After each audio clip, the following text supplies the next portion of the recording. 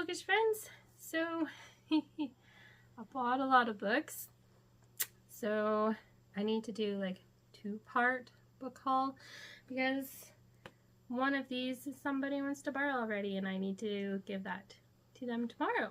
So first of all, when I won Chromatic, I also won an Amazon gift card, but my email kind of got lost for a few months, so I just got that and I used that to buy Dino Dave's Adventures in Apologetics, book 1. I always like to study dinosaurs with my kids in November. We call it Dino-vember, except we don't have the ornery dinosaurs doing bad names. Sometimes we do fun things with them. And this one is just a bunch of how dinosaurs actually are awesome and God's creation and how they work into his story. We did one of his books last year and we really loved it, and I've read another book he did too, so I'm really excited to get to this one this year. And I also got Road Trip Rescue because I just finished Clock Tower Bound in September and this book is featured in it and I've wanted a copy for a while and I finally bought myself a copy. I'm not sure if I'll get to it this year or not because this is looking like a summer book, and I'll just go ahead and read a bit about it. 12-year-old Kimmy trusts dogs more than people. After all, her dog Bo never made fun of her for having one hand, but 2 years ago, Bo disappeared. When Kimmy stumbles across a magazine photo of a dog in upstate New York that looks just like Bo, she knows she has to find him. Her parents seem oddly unsupportive, but pink-haired, adventure-hungry Aunt Skylar agrees to a road trip with a stop in the Adirondacks.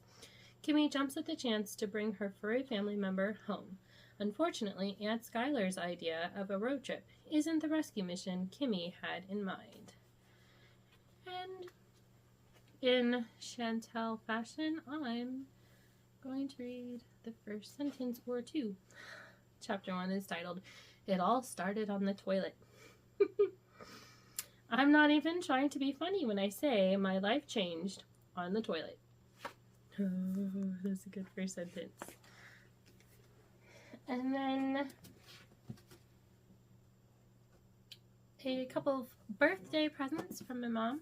My birthday was this week. She got me a copy of Christmas on Jane Street, which I actually was one of my possibilities for one of my cards this month for my TBR game. It says, "A true story, a warm, wonderful, real-life tale of the family that brings the Christmas spirit to life on a street corner in Manhattan." Okay. I remember Shatona is where I heard this one from. First prologue, the actual first chapter. Ellie and I had spent the morning setting up Christmas trees when she sprang it on me. Why don't we rearrange things for a change?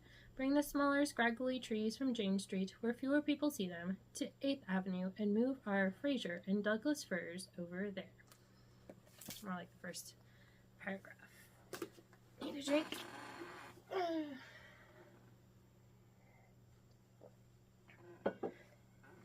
And the other book my mom got me for my birthday is The Bookshop of Secrets by Molly Rushmeyer.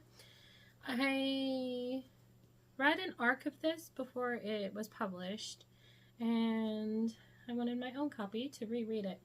The cover looks very autumnal, but in the first chapter it says something about April. Anyway, Hope Sparrow has mastered the art of outrunning her tragic past, learning never to stay anywhere too long and never to allow anyone control over her life again. Coming to Wanishin Falls in search of her family's history already feels too risky, but somewhere in the towering stacks of this dusty old bookshop are the books that hold Hope's last ties to her late mother and a rumored family treasure that could help her start over. And the first sentence: only the sharp clang of a bell above the door and lopsided towers of books greeted Hope Sparrow as she entered Dusty Jacket's bookshop. Love that. And speaking of my mother, she has really gotten into reading lately. So she's been using thrift books and has quickly accumulated some free book credits because I let her use mine. So I ordered some books to be able to use those book credits.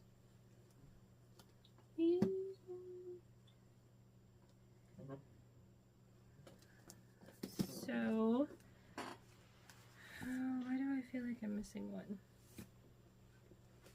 Am I missing one? I might be missing one. If I am, I'll put it in part 2.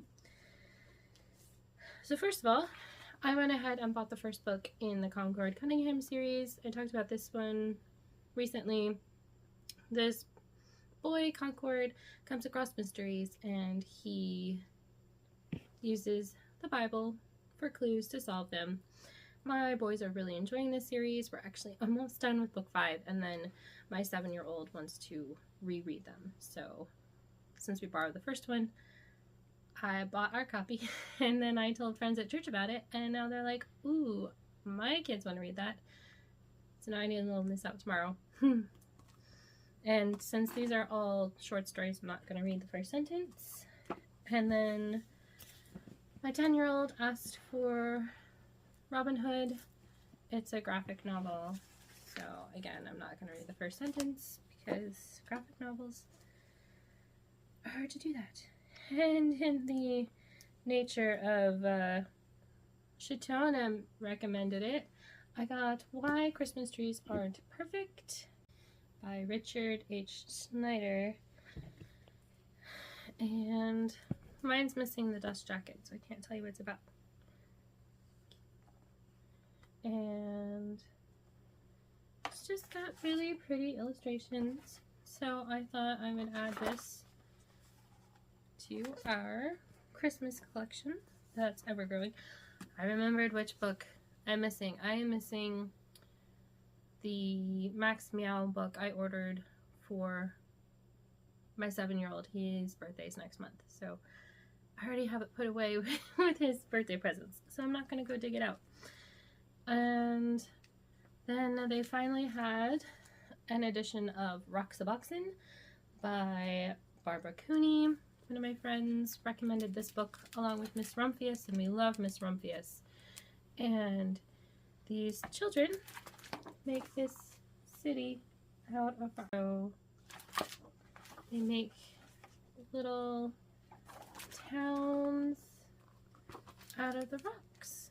And I thought this was a cool, imaginative book. Oh, a cool, imaginative book to add to our collection. And then for next month's Read Your Bookshelf Challenge prompts, one of them is Second Chance. And so I picked up The Life-Giving Home, Creating a Place of Belonging and Becoming by Sally and Sarah Clarkson. I started reading this book several years ago, but this book is meant to be read throughout a year because there's different parts for each month. And so my plan is to start with reading part 1, thinking about home, and then for part 2, Seasons of Home, I was going to start with like October and then just read each of the months as they go through.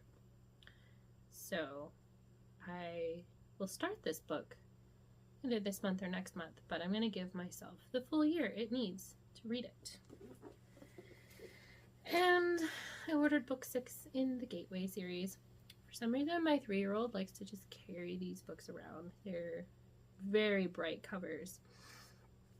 And I've read them, and they're a cool little sci-fi series. So that's my thrift books order. And then my mom and I went to a library bag sale, and it was fill a bag for $1. And my mom had most of a full bag, and then she picked up a couple books for my kids. And then she picked up this one for me, Death by the Book by Juliana Deering. I have no idea if this is going to be good or not. And this is book 2. So I'm going to try to find book 1. Drew Fothering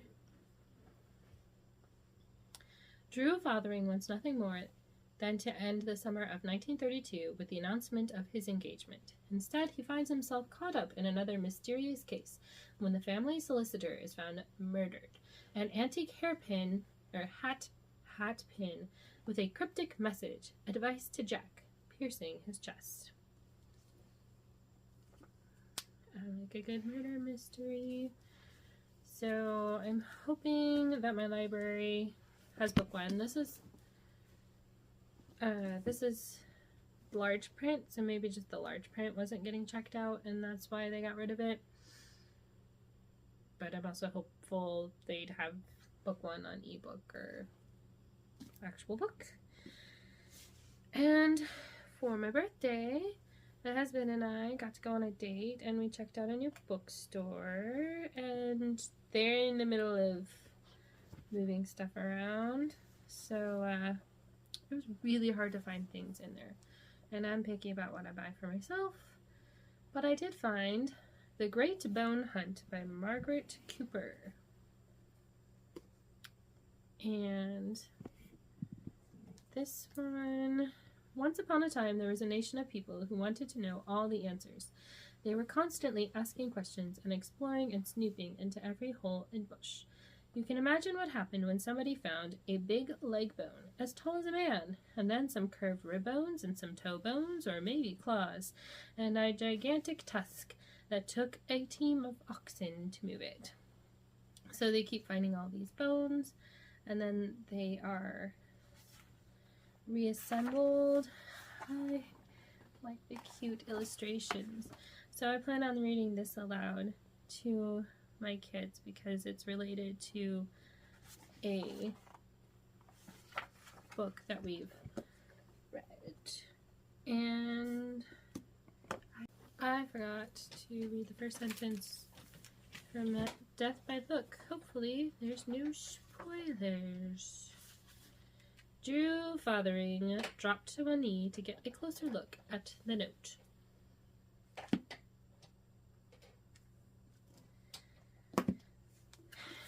And finally, my birthday was during Prime Day, and they were running some sales, and one of them was a $3 off coupon on a place to hang the moon. So I got this for less than $8 with the tax and shipped.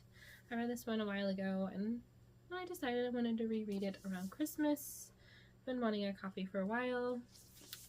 William, Edmund, and Anna aren't terribly upset by the death of their not-so-grandmotherly grandmother, who has taken care of them since their parents died. But the children do need a guardian, and in the dark days of World War II London, those are in short supply, especially if they hope to stay together. Could the mass wartime evacuation of children from London to the countryside be the answer? It's a preposterous plan, but off they go, keeping their predicament a secret and hoping to be placed in a temporary home that ends up lasting forever.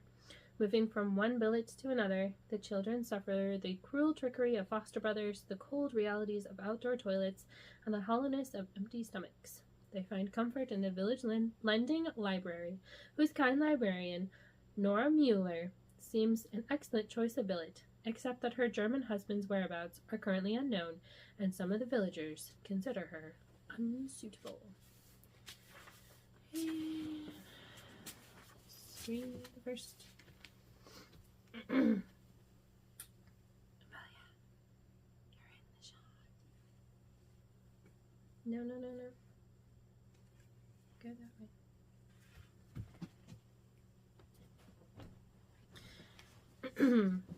Funeral receptions can be tough spots to find enjoyment, but 11-year-old Edmund Pierce was doing his best.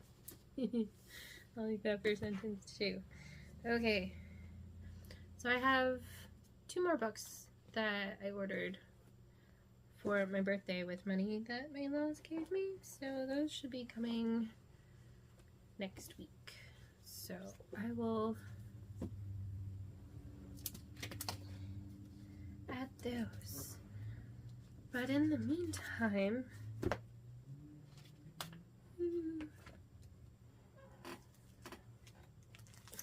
let's see if I can hold all of these up without dropping any. In the meantime, here's all of the books I ordered in October. I wasn't planning on ordering this many books, but like I said, it was my birthday, and some of these I didn't even pay for because of free book credits or birthday, or like I said, I won a gift card. So yeah, I'll be back with another clip of my other 2 books when they come in. Happy reading!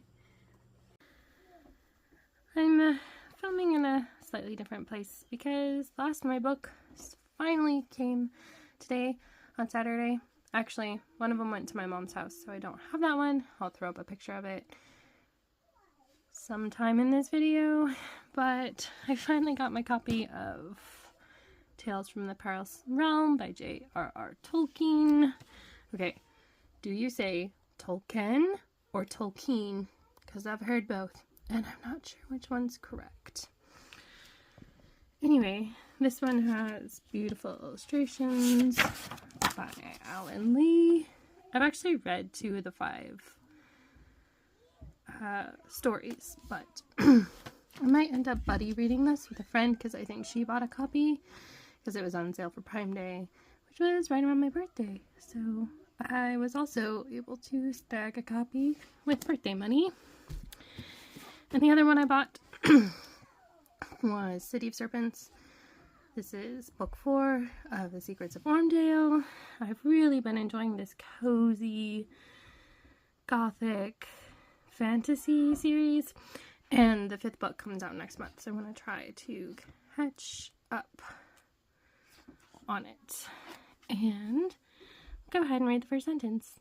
I was lying in my own bed, surrounded by my familiar belongings at Wormwood Abbey in the thin morning light, but I could not move one whit. Interesting. I love her little dragon. He's on most of the covers. I don't think he's on the cover of the 3rd one because he's not really in the book. But yeah, this ends my book haul with all the books I got for my birthday and with free book credits from my mom. And yeah, it's been a great month for acquiring books. Now I just need to start reading them faster than I'm buying them. So let me know if you've bought any new books this month, what you've been enjoying reading, and happy reading, friends.